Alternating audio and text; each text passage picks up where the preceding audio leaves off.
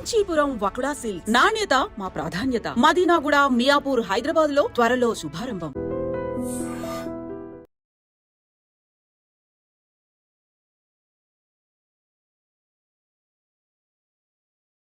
తెలంగాణ రాష్ట్రంలో తప్పిపోయిన బీసీ జనాభా సమాధులు ఎక్కడున్నాయని అడిగిన నేను. ఓ 30 లక్షల మంది బీసీల జనాభా కనిపించకుండా పోయింది. అలా సమాధులన్నీ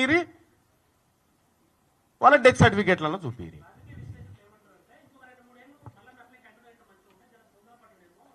అంటే మల్లన్న ప్రయోజనం కోసం అయితే కంటిన్యూ కావాలి, నా జాతి ప్రజల కోసం అయితే అవసరం లేదు.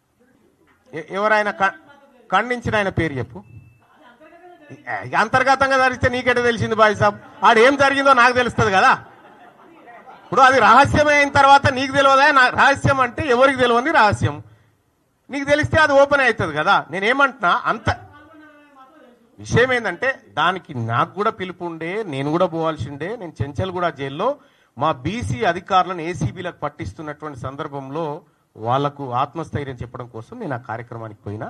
పిలవలేదనేది అబద్ధం. అది మేమందరం కూర్చొని మాట్లాడుకొని వాళ్ళు ఏం మాట్లాడుతుంది కూడా నాకు చెప్పి, అన్న ఇది అనుకుంటున్నామని చెప్పారు. మీరు ఖండించలేదనేటువంటి మాట కాదు, ఖండిగా ఖండించారు దాన్ని. బీసీ జేఏసీ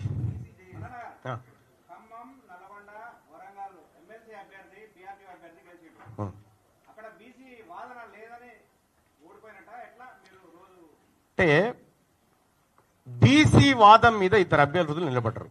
ఒకరు పూల రవీందర్ గారు, ఇంకొకరు సుందర్రాజ్ యాదవ్ గారు నిలబడ్డారు. వీళ్ళిద్దరు కలిసి 5200 ఓట్లు సంపాదించారు. 5200 ఓట్లు వచ్చినటువంటి వ్యక్తి ఎవరైతే ఉన్నారో ఈ బీసీ అభ్యర్థులు వీళ్ళ కిందనే భారతీయ జనతా పార్టీ అభ్యర్థులు కానీ, వీళ్ళ కిందనే కోదండరాం లాంటి వాళ్ళు బలపరిచినటువంటి అభ్యర్థులు కానీ, కాంగ్రెస్ అభ్యర్థులు కానీ వీళ్ళ కింద ఉన్నారు. అంటే 0 నుంచి 5200 ఓట్లు సంపాదించిన బీసీ వాదం 45-50 సంవత్సరాల పిఆర్టీయుకు బీసీ వాదానికి ఉన్న గ్యాప్ 800 ఓట్లు. మరిది బీసీలకు, బీసీ టీచర్లను 25% మంది బీసీ టీచర్లను మేము బీసీ వాదం వైపు మళ్లించగలిగిన ఒక దెబ్బకు. ఇంకా వాదం గురించి మాట్లాడేక్కడిది, ఇంకా బరాబర్ వాదం నిలబడ్డదాడ.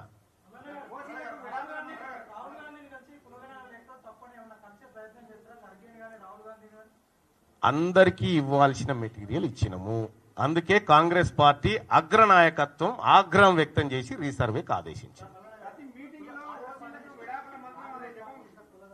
అన్నా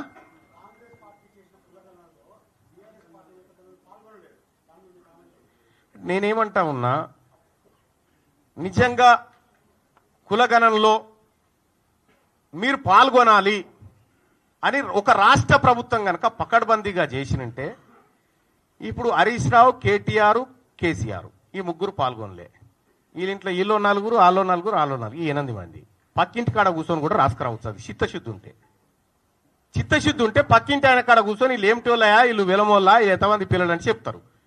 నీకు చిత్తశుద్ధి లేక, మీరు సర్వే చక్కగా చేయక, ముఖం బాగలేక అద్దం బలగొట్టుకొని ఇలా హరీష్ రావు, కేసీఆర్, కేటీఆర్ పాల్గొనలే. ఓకే, వాళ్ళు ఎవరో తెలియదా ఈ ప్రపంచానికి?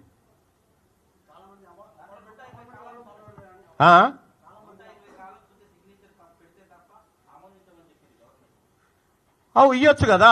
పోయిన ఎమ్మినరేటర్ ఎవరు, వాళ్ళు తిరస్కరించిన ఆయన ఎవరు, వాళ్ళ పేరు చెప్పాలి కదా. ఇప్పుడు నేను చెప్తా ఉన్నా, మనం 3,54,000 కుటుంబాలు పాల్గొనలేదని చెప్తా ఉన్నాం. వాళ్ళ లిస్ట్ ఏందో బయట పెట్టి చూద్దాం.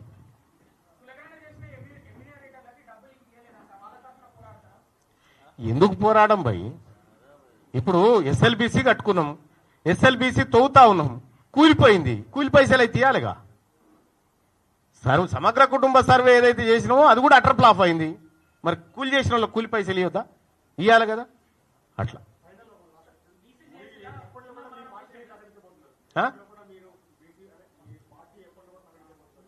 నేను పార్టీ అని చెప్పినా బాయ్ సాబ్.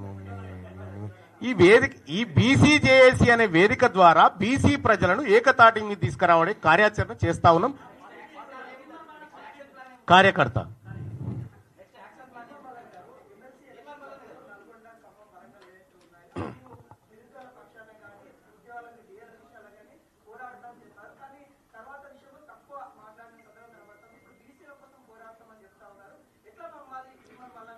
అంటే ఎక్కడ మాట్లాడమంటారు? మండల్లో మాట్లాడమంటారు. విషయం ఏంటంటే మండల్లో బీసీలకు సంబంధించినటువంటి కులగణన సర్వే రిపోర్ట్ పెట్టినప్పుడు మండల్ చైర్మన్ గారు నాకు ఇయ్యాలిగా బీసీ వర్గానికి మాట్లాడమని, అప్పుడు ఇయ్యలే. ఎస్సీ వర్గీకరణ వచ్చినప్పుడు నువ్వు మాట్లాడమన్నా ఇచ్చే. రెండోది ఏంటంటే ఏదైతే తీన్మార్ మల్లన్న కోసం ఓట్లేసి గెలిపించి కష్టపడ్డ ప్రతి ఉద్యోగి, ప్రతి నిరుద్యోగి, ప్రతి పార్టీ కార్యకర్తను ఖచ్చితంగా కడుపులో పెట్టుకొని వాళ్లకు సేవ చేయడానికే ఉన్నా ఖచ్చితంగా చేసి చూపెడతా.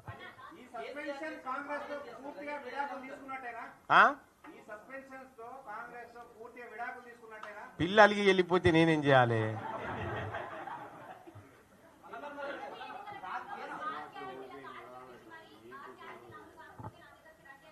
అవును, రమ్మని అంటున్నా. నా దగ్గరికి రండి, 6 గ్యారంటీలు అమలు కాకపోతే.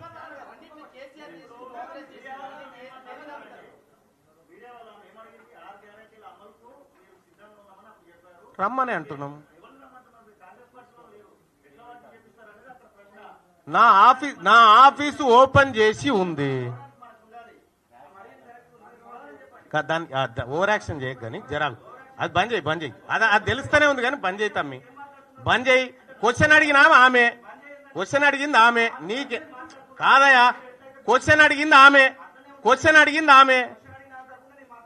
ఎవరు? నీ క్వశ్చన్ ఏందో అడుగు, నీ క్వశ్చన్ అడుగు బాయ్ సాబ్, నీ క్వశ్చన్ ఏందో అడుగు ఫస్ట్.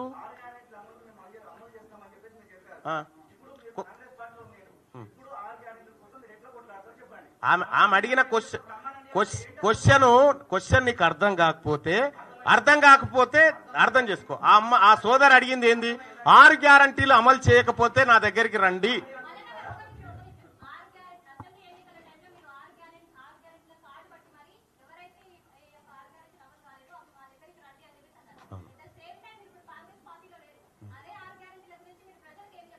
నా దగ్గర రండి, కొట్లాడడానికి సిద్ధంగా ఉన్న ప్రజలకి.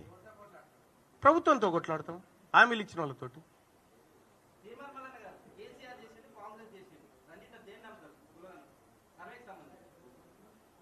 కేసీఆర్ చేసినది కొంత పర్ఫెక్ట్ గా అనిపించింది. అయితే బయట పెట్టలేదు కానీ ఆ ఎంహెచ్ఆర్డి వెబ్సైట్ లో ఉన్నాయి అవి. మొత్తం లేకుండా లేవు. ఇప్పుడు డౌన్లోడ్ కొడితే అందరికి వెళ్తాయి అవి. కేసీఆర్ గాడుపా ఇంకో గాడుపా నాకెందుకు బాయ్ సాబ్? బీసీల దిక్కు అయితే గాడుపు మారింది.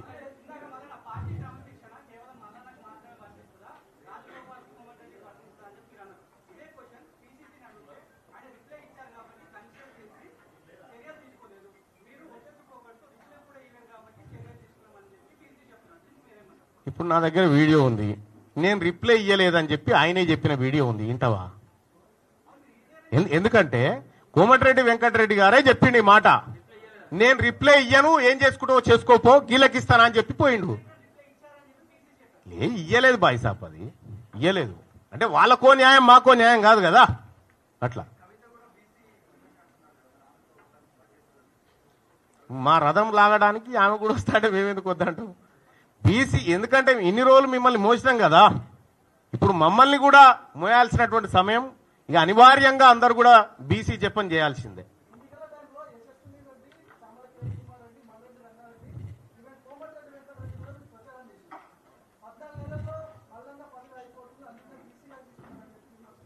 అంటే ఒకటి, ఆ రోజు వాస్తవానికి కాంగ్రెస్ పార్టీ అభ్యర్థులు గెలిస్తే, కేంద్రంలో కాంగ్రెస్ పార్టీ అధికారంలోకి వస్తే కులగణన జరుగుతుంది అనేటువంటి ఒక బలమైన ఆకాంక్ష మాలో ఉన్నమాట వాస్తవం. దానికోసం మేము చేయాల్సినటువంటి పనులన్నీ చేసినాం. వాళ్ళని గెలిపించుకోవడం అంటే రాహుల్ గాంధీ గారిని గెలిపించుకోవడం అని చెప్పినాం కూడా. సో కాబట్టి నేనేమంటున్నా, కాంగ్రెస్ పార్టీ అధికారంలోకి రావడానికి రాహుల్ గాంధీ గారిని ప్రధానమంత్రిని చేయాలనేటువంటి ఆకాంక్షతోటి చాలా వర్క్ చేసినాం. కానీ దురదృష్టవశాత్తు ఆయన ప్రధానమంత్రి కాలేకపోయాడు.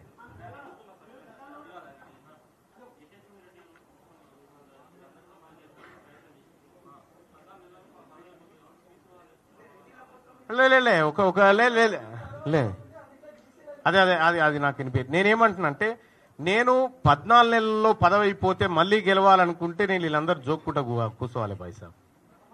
విషయం ఏంటంటే ఎక్కడ బాయ్ సాబ్ రెడ్లను తిట్టింది? నేను ఒకటి ఏమంటున్నా, తీన్మార్ మల్లన్న రెడ్లను తిట్టింది ఒక వీడియో చూపి నోటి మాట వద్దు, చూపి నీ దగ్గర ఏమైనా ఆధారం ఉంటే. విడాకుల సభ తిట్టా?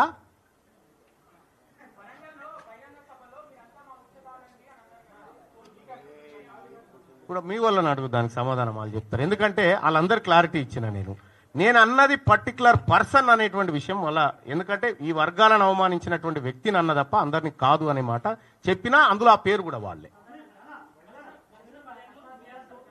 నువ్వే 10 మాట్లాడినావు బాయ్ సభలకి ఛాన్స్ పాపం.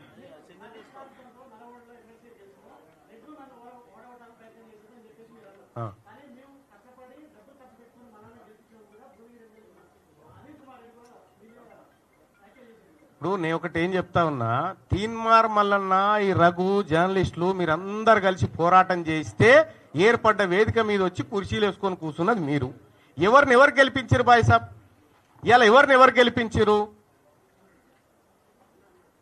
టిఆర్ఎస్ పార్టీకి పోయి వెంటనే కాంగ్రెస్ టికెట్ మీద మళ్ళీ ఇక్కడికి వచ్చి ఇక ఆయన గురించి నా గురించి చెప్తే, నేను వాళ్ళ గురించి వాస్తవం ఏంటంటే నేను వాళ్ళ గురించి మాట్లాడను బాయ్ సాబ్. ఏదన్నా బీసీ, ఆ తర్వాత కాస్ట్ సెన్సస్, ఈ షోకాజ్ నోటీస్ విషయంలో మీరేమైనా మాట్లాడితే నేను సమాధానం చెప్తాను. కోమటిరెడ్డి వెంకటరెడ్డి గారికి ఇచ్చిన పత్రం ఆయన తీసుకుపోయి సిఎస్ గారికి ఇచ్చి తీసుకురావాలి. అది వెంకటరెడ్డి గారిని అడగాలి మీరు.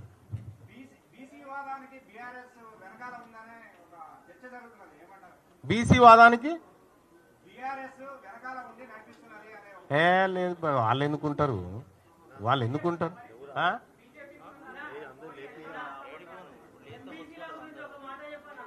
ఎస్, ఎంబీసీలకు సంబంధించి వాళ్ళ జనాభా ప్రకారం భవిష్యత్తులో వాళ్ళ వాటా అసెంబ్లీలో వాళ్ళకి దక్కాల్సిందే. రెండోది, ఎంబీసీలకు సపరేట్ బడ్జెట్ ద్వారా ఆ వెనుకబడిన వర్గాలను ముందుకు తీసుకురావడంలో ఖచ్చితంగా మా ప్రణాళికలు, మా ప్రయత్నాలు ఉంటాయి.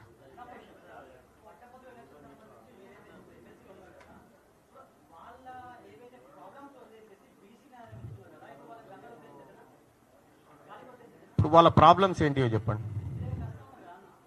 ఈడబ్ల్యూఎస్ కోటా వాళ్ళ problem, economically weaker section quota వాళ్ళ ప్రాబ్లం. బీసీలకు దక్కాల్సినటువంటి 25,000 ఉద్యోగాలను ఈడబ్ల్యూఎస్ కోటా పేరుతో ఎత్తుకొని పోయారు. అది వాళ్ళ ప్రాబ్లం. తీన్మార్ మల్లన్న మళ్ళీ చెప్తా ఉన్నా, పట్టభద్రులు ఎన్నో ఆశలతో నన్ను గెలిపించారు. వాళ్ళ ఆశయాలు ఎట్టి పరిస్థితులు వమ్ము కావు. నెక్స్ట్,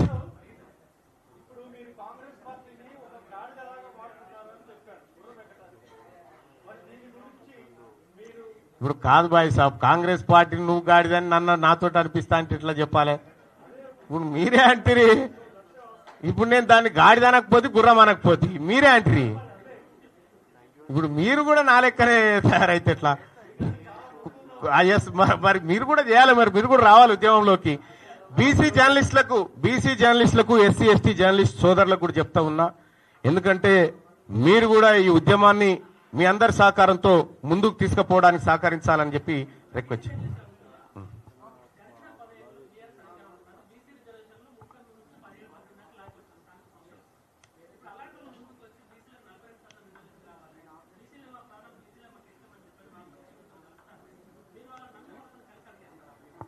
మేము ఎవరినో ఎత్తుకొని తిరగడానికి సిద్ధంగా లేమనేటువంటి మాట చెప్పినాము. మేము ప్రతిదీ ఆచితూచి మా వర్గాలకు ఏది మంచో అది తీసుకొని పోతాము. ఇవాళ 33% రిజర్వేషన్ 18-19% తీసుకొచ్చినటువంటి వ్యక్తులు మళ్ళీ 42 కావాలని ముందుకు వస్తాండి. నేనేం చెప్తా ఉన్నా, 42% ఎమ్మెల్యే సీట్లు ఇచ్చినాక మా దగ్గర రావాలా అన్ని పార్టీలకు. అది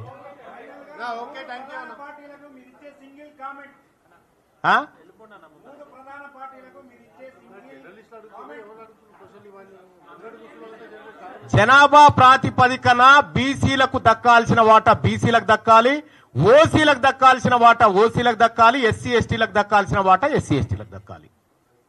ఎవరి పావు షేరు వాళ్ళు తిందాం. Right, thank you so much అందరికి.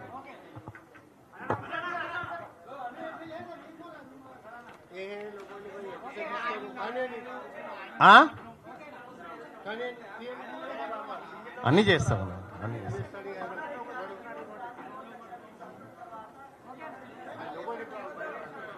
ఈ జానారెడ్డి గారి గురించి ఇప్పుడు ఏం మాట్లాడాలి, తర్వాత మాట్లాడతాను బాయ్ సాబ్.